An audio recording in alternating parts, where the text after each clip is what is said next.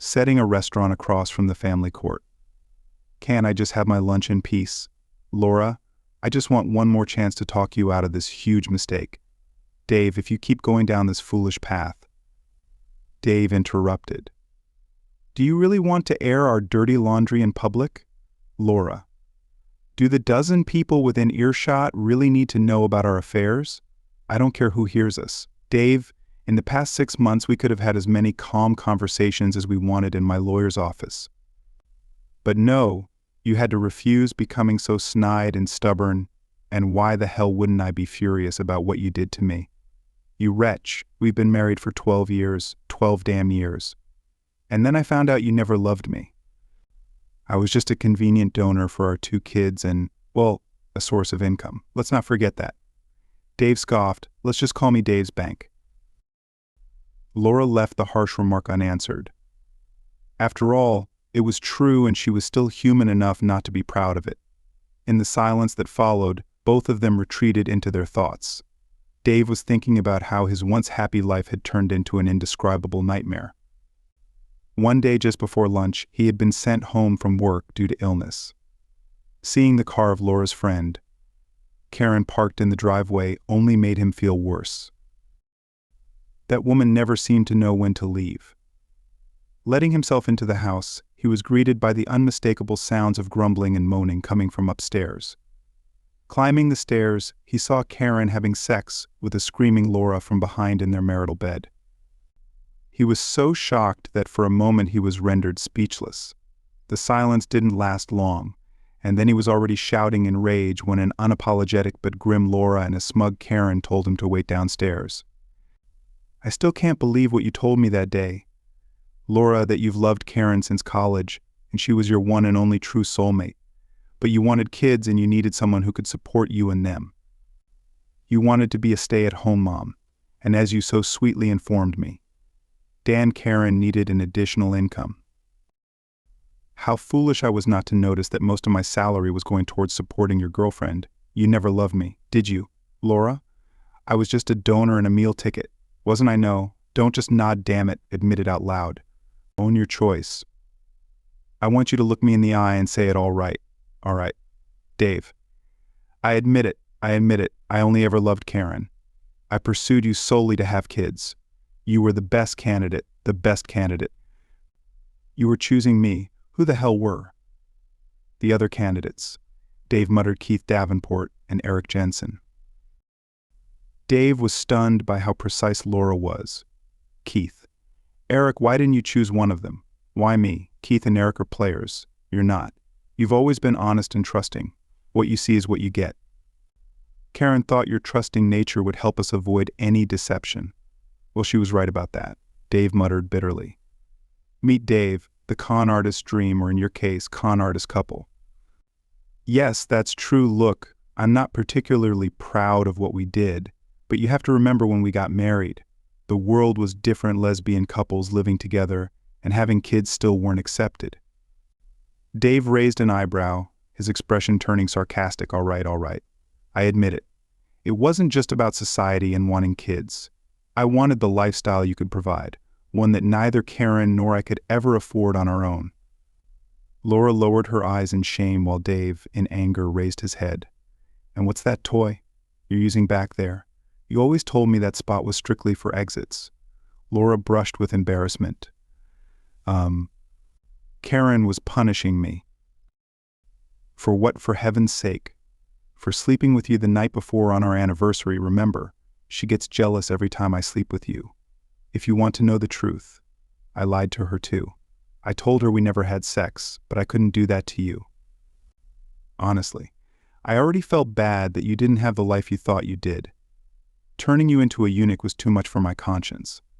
So I lied to Karen that day. I was so exhausted that after sending the kids off to school, I went straight to bed. Karen came in and smelled the scent of sex. She bent me over her knee, and then she did what she was doing when you found us. So Karen has a key to our house, yes, and how often did she come over and sleep with you in our bed? Not that often, to be honest. Dave, mostly I went to her apartment and had sex. Laura sighed. No maid loved Dave in the apartment that I unknowingly paid for. Yes, Dave. Laura lowered her eyes. Confronting all her actions in this way was incredibly awkward deep down.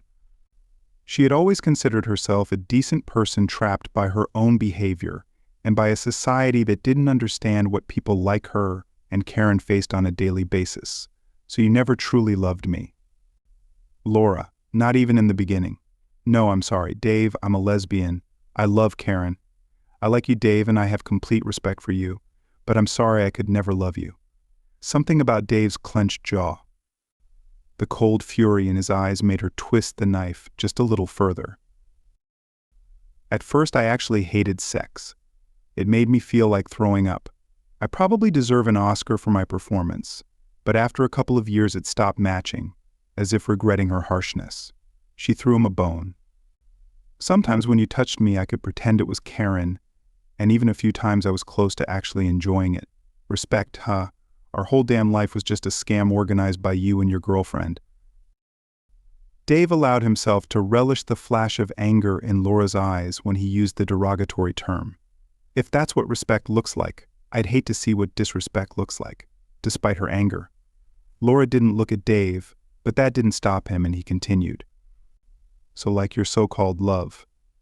All your moans of pleasure were fake too. Yes, Dave, and all those times you cut me off for weeks or months pretending you had a yeast infection or some other mysterious ailment. I'm sorry, Dave. Karen was jealous. You really are something else, aren't you, Laura? This became the final insult for Laura.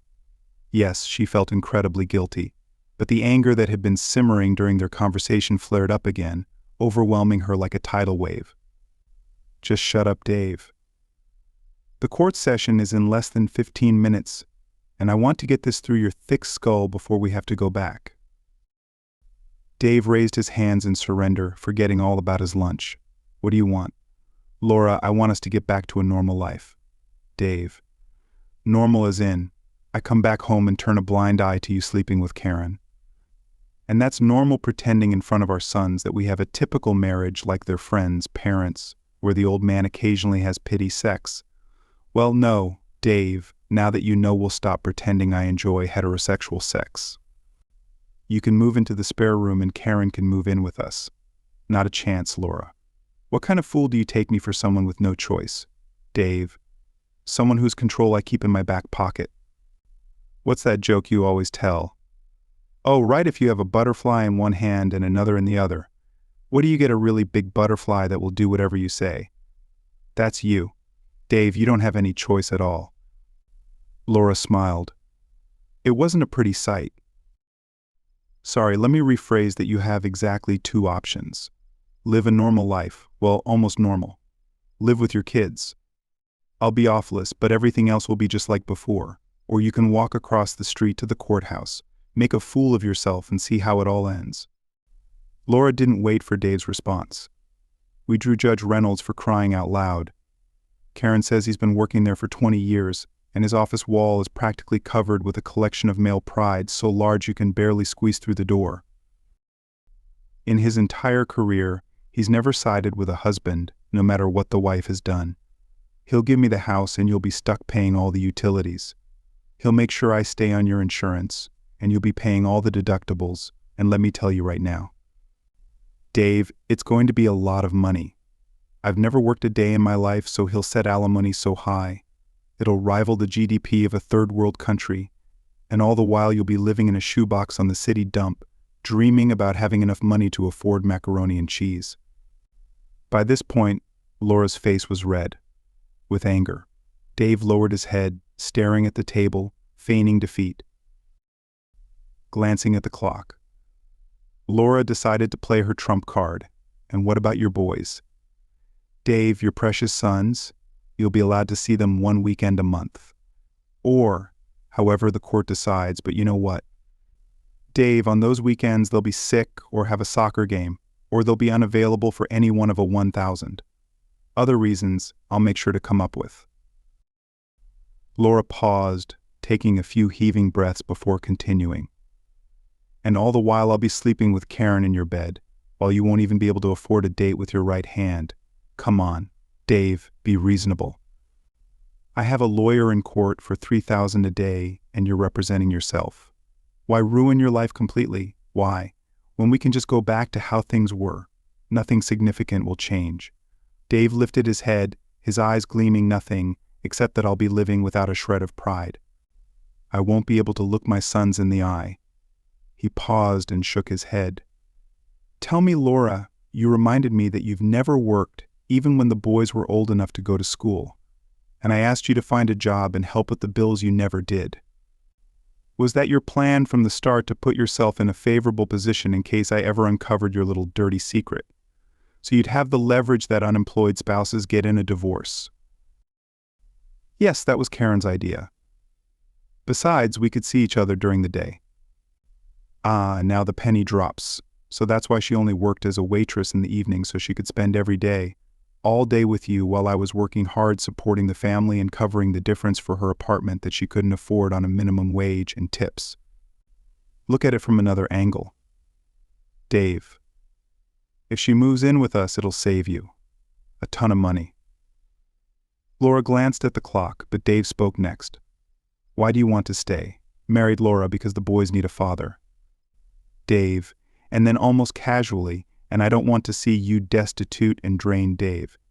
You're a good man, and you don't deserve the storm of crap. That's going to hit you, if you don't follow the plan. So there's nothing to be done about the fact that the boys refuse to stay in their own home when your lover is spending the night they'll stay with mom and dad. Did you really think I didn't know Laura? Or is it that you're quickly losing all your friends who ditch you when your disgusting behavior becomes public knowledge? Doesn't it have anything to do with our priest asking you to stay away on Sundays? Does that sound familiar? Laura. Laura simply shrugged and glanced at the clock again. It's time to go. What do you say? Dave, I'll say this. Go ahead and screw yourself like a prize-winning cucumber. You wretch. See you across the street. Laura, aside in disappointment, stood up and walked back to the courthouse. The divorce hearing ended 47 minutes later and went about as Laura had expected. Judge Reynolds went on a rant about husbands who refuse to attend counseling, how stay-at-home mothers are saints who must be cherished and protected from cruel husbands who neglect outdated concepts like fidelity. Karen was ecstatic when the alimony was set, even higher than Laura's lawyer had predicted. Laura was a little upset. Though Dave really was a good guy, it wasn't his fault. He didn't have the right parts to keep her. She was already considering not cashing a couple of checks so Dave could step in and possibly reconnect with the kids, and maybe even with the best friend she had lost. She glanced across the room, expecting to see an expression of devastation on her ex-husband's face. But instead she saw what pity. Why would he pity her?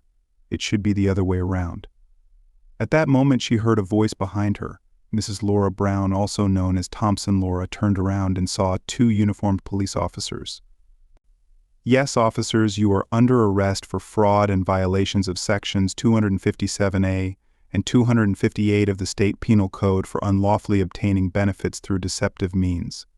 You have the right to remain silent. You have the right to an attorney. His monotone recitation was interrupted by Karen bursting in from the public gallery. What benefit, for heaven's sake? Did she gain? The second police officer spoke up: alimony, child support, free housing. And that's just part of it. And you are Karen Smith. At that moment, Karen made a dash for the door. Hello, Dave. I think you should know me, and I'm sure I know a few of you. The memory of Judge Asher. Alerted by the shouts of the police grabbing Karen as she tried to run out the courtroom door still brings a smile to my face. The fact that she smacked her head into the heavy oak wall when his hands caught her ankles was just a bonus, satisfying my sense of justice. It turned out that lying and deceit by themselves aren't crimes, but gaining financial benefits from them that's called fraud. It's a general category of criminal behavior involving the use of dishonest or deceptive means to gain undue advantages or benefits over others. When I first learned about Laura's well, I can't find a strong enough word to describe her behavior, so let's just call it her life plan. I was understandably devastated by thoughts of my own naivety and the fear of losing my sons. I did what any normal guy would do. I got drunk, and then I got lucky. While I was telling my story to my friend Jono, another couple in the bar overheard Tom and Mike were having their own funeral for Tom's marriage, in the same bar where Jono and I were. That day Tom's divorce had been finalized, making him yet another victim of Judge Reynolds. Tom was looking to vent his frustration, and my story gave him an outlet. You see, Tom and Mike are state detectives. Jono. Tom and Mike dragged me home, and the four of us began plotting. Laura and Karen's financial schemes revolved around living entirely off my income. It wasn't as clear-cut as we'd like, and the evidence was pretty weak. But that's exactly why we needed it to win the divorce case. Laura's clear admission of her intent to deceive me, recorded by Tom, who was sitting at a nearby table in the restaurant with a tape recorder, along with Judge Reynolds' ruling, allowed us to prove intent, dishonesty, and benefit. Laura's lawyer tried to argue that the recorded conversation was legally invalid. However, the judge ruled that Laura had given permission for the recording by saying, "I don't care who hears us, Dave." When Karen regained consciousness, she was handcuffed to a hospital stretcher. Laura posted her bail, but Karen quickly fled. Our little team expected this, so Jonah and I took turns watching her apartment. Tom was waiting for her 200 kilometers away at the state border, and Karen was held in custody until the trial. Laura exploded when she learned of Karen's betrayal. Her lover had been her star witness, and supposedly her other half. Laura stopped supporting Karen after Karen's lawyer convinced her to plead guilty, which completely undermined the strength of Laura's case. The judges in both cases were appalled by such disgraceful behavior, and both women received 5-year prison sentences. Laura's sentence was extended by 6 months after she struck Karen during their first encounter in the exercise yard of the women's correctional facility. She wasn't even allowed to attend the second family court hearing, where everything was returned to me by the time Laura was released, which happened 4 years later. To my disappointment, I was already remarried to Tom's wonderful sister, whom my boys now call Mom. I asked them if they wanted to visit their biological mother in prison, or if they wanted to have anything to do with her after her release.